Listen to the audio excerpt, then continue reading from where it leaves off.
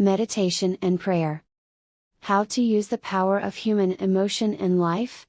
If the indigenous people know it and if the ancient people know it, why don't we know it? There was a time when this field and the language of emotion was part of our tradition. The information that tells us everything is connected. We lost the information that tells us the language that speaks to this field. The sacred truths intended to be passed into the hands of all people, but they have only been reserved for a few, until now. Any spotlight on the belief that each person is filled with the same higher power as the mind of God, rather than it being an outside force to be feared, would have changed our behavior and everything we know about life in our entire history. We are all a part of the one divine consciousness, simply taking on different forms. Here are some of the sayings of Jesus from the Gospel according to Thomas and their possible interpretations. Verse number 3. If those who lead you say to you, "See, the kingdom is in the sky," then the birds of the sky will precede you. If they say to you, "It is in the sea," then the fish will precede you. Rather, the kingdom is inside of you, and it is outside of you. When you come to know yourselves, then you will become known, and you will realize that it is you who are the children of the living God. But if you will not know yourselves, you dwell in poverty, and it is you who are that poverty. This teaching refers to the consequences of believing that power is outside of the individual. However, when the realization is made of who we each truly are, the one consciousness that moves through everything, and that all power comes from within, we can live in an ascended and rich way, beneficial to all. The kingdom is inside of you, inside of us, and it is outside of you, outside of us. Literally, manifest your outside circumstances from within.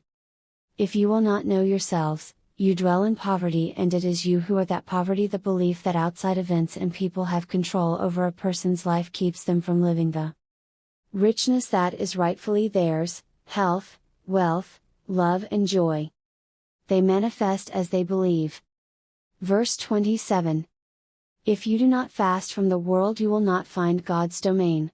If we do not turn away from the things that disturb us, and believe in the power within to change all things, we will continue to experience that reality in our lives. Verse 50. If they say to you, "Where did you come from?" say to them, "We came from the light," the place where the light came into being on its own accord and established itself and became manifest. We are its children, we are the elect of the living God. If they ask you, "What is the sign of your God in you?" say to them, "It is movement, activity and awareness, stillness," and that He light is the consciousness of each person manifested as a physical being. It is the all in all that exists as each individual consciousness lives through us as. Verse 77. Jesus said, "It is I who am the light which is above them all, it is I who am the all, from me did they all come forth, and unto me did they all extend. Split a piece of wood and I am there, lift up the stone and you will find me there." This explains that the one consciousness lives within everything. What lives in it, also lives within all other things. Verse 113.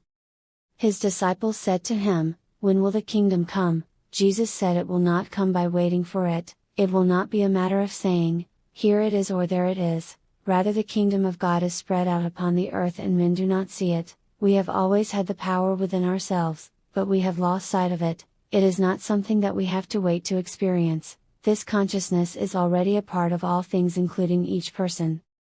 To unleash the force of the divine matrix in our lives, first we have to understand how it works, and the science tells us how it works.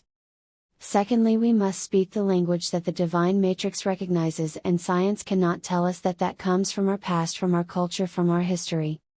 From those who have learned and used this language for thousands of years. So this is what we're doing right now. We're learning what did Jesus and what did the great masters say about this language, because it's the same whether you're talking Buddhist or Hindu or Christian, pre-Christian traditions, they're all telling us that there is a field of energy and that we have the language to use that field. This is an actual page out of the Gospel of Thomas, so we know that this ancient gospel actually existed. We've been in the Buddhist monasteries in Tibet and they're telling us that we must create that feeling. The prayer is that we must feel, as if our prayers have already been answered. And now we are in an Egyptian monastery with the text hidden teachings of the Bible that explain manifestation, consciousness and oneness. Lost Gospel of Thomas says when you make the thought and emotion one, so the Gospel of Thomas is talking about thought and emotion. It's saying when you make your thought and your emotion one, look at what happens. You will say to the mountain, mountain move away, and the mountain will move away, saying that when you can marry your thought and your emotion into one single potent force, that is when you have the power to speak to the world.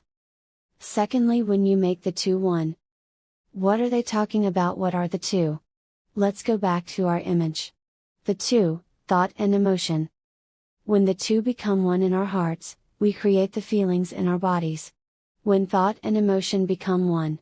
Let's go back to the Gospel of Thomas. Now this is verse 48, it says almost the same thing. This was so important that it was recorded at least 3 different times in the same Gospel. Look at what this says, if the two make peace with each other, in this one house. When Jesus is talking about the house or the temple, what is he talking about? What is he talking about precisely? You are the house, you are the temple. If the two make peace with each other in this house, if thought and emotion become one, if they make peace with each other in this house, look what happens. They will say to the mountain, move away, and it will move away.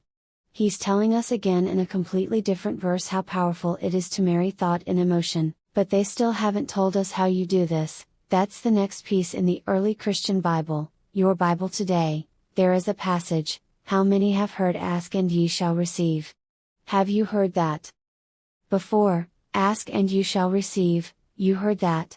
I know people that asked, and asked, and asked, and nothing happens.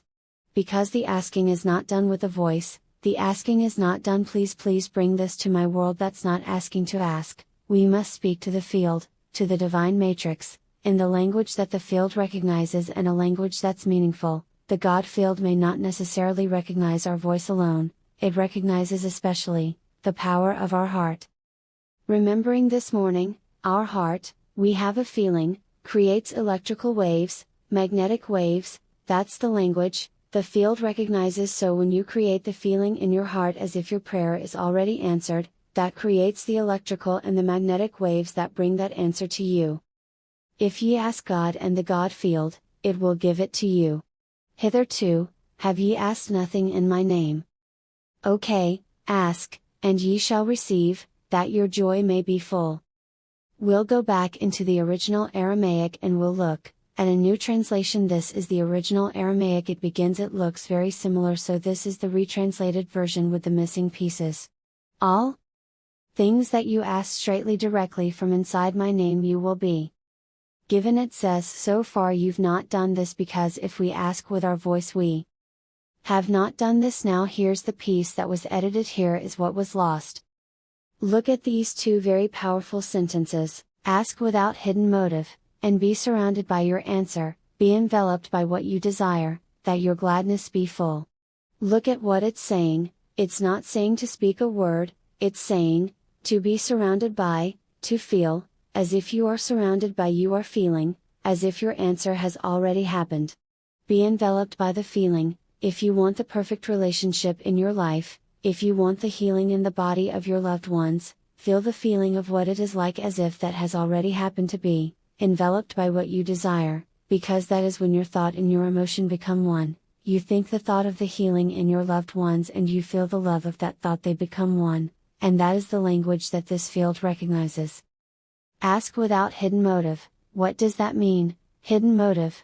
Ask without judgment. This is precisely what the Buddhists are telling us. Ask without the judgment of the right or the wrong or the good or the bad. Ask, without the ego. Ask from the heart. Be surrounded, that means to feel as if you must make your future dream a present fact, now, by assuming the feeling of your wish fulfilled to come from the place that's already happened, now.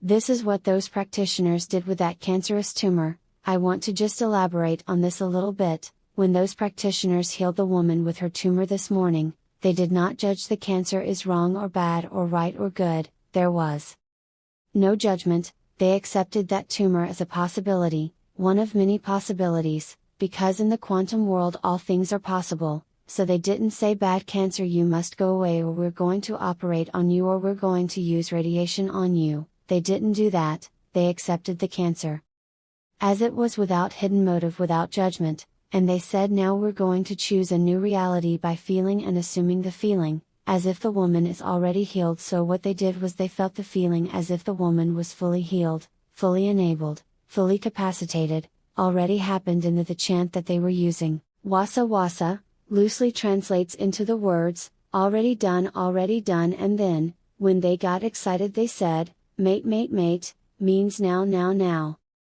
Not a year from now, not a month from now, not 5 minutes from now in the quantum world, now, and her body responded, it must, physical reality must respond to the language that it understands. So in the Buddhist traditions they are telling us the quality of the feeling, and in the Judeo-Christian traditions they are giving us the instructions to be surrounded, to be enveloped, and how to create that feeling. And when you put those all together, it's something that happens in our hearts, not only in our minds, feeling, as if the prayer is already answered. No judgment, and no ego, and feeling from the result as if it's already happened. I studied martial arts when I was younger. Have you seen martial artists when they demonstrate their focus by breaking a concrete block? Have you seen that? You've all seen that before, right? Okay, here's the secret. Here is the secret to breaking that block. When the martial artist is focused on that block, the very last thing that they are thinking is about their hand hitting the block, because if they think about that, they know it will hurt, so they focus on what happens after their hand has passed through the block. As if it has already happened, they focus on a place below the block and feel the feeling as if their hand is already in that place. That is a metaphor, that is an equivalent for what we're doing with the power of emotion, feeling as if the experience has already happened. The Gospel of Thomas represents our connection to consciousness, and all that is it is the knowledge that liberates man and woman. If a person does not experience this higher consciousness, they believe themselves to be separate, alone, and simply a victim of circumstance. To break free from any manifested reality that does not serve what a person desires, the false or old image of the self can and may be replaced with the true and new knowledge of who and what we are, and the power that we each possess. In this two-way universe, light, which is inwardly directed toward gravity, charges mass and discharges space. When directed toward space, it charges space and discharges mass. All direction of force in nature is spiral.